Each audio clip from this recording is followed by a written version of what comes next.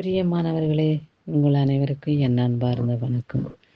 கிறிஸ்துவின் நாமத்தினாலே இந்த வேளையிலே அவருடைய பாதப்படியிலே அமர்ந்து நாம் என்ன வார்த்தை தியானிப்போம் என்று பார்ப்போம். சங்கீதம் 121 அதிகாரம் 1-2 வசனத்திலே நாம் பார்க்கும்போது, எனக்கு ஒத்தாசை வரும் பர்வதங்களுக்கு நேராய் என் கண்களை ஏறெடுக்கிறேன். வானத்தையும் பூமியும் உண்டாக்கின கர்த்தரிடத்திலிருந்து எனக்கு ஒத்தாசை வரும் என்று சொல்லப்பட்டுள்ளது.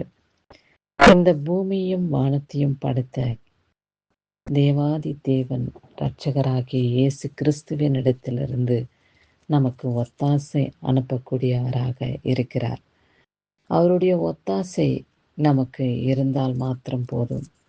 அவருடைய ஒத்தாசையினாலே நாம் வாழ்நாள் முழுவதும் வாழ்ந்திட முடியும். ஆனால் உலகத்திலே பார்க்கும் பொழுது மனுஷனுடைய ஒத்தாசை நமக்கு வேண்டியதாய் இருக்கிறது.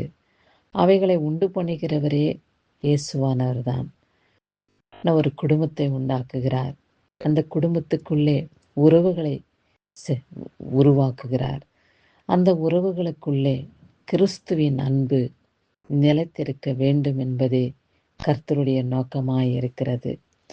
அவருடைய அன்பு நமக்குள்ளே இருந்தால் மனுஷனுடைய ஒத்தாசை நமக்கு ஆசீர்வாதமாக காணப்படும்.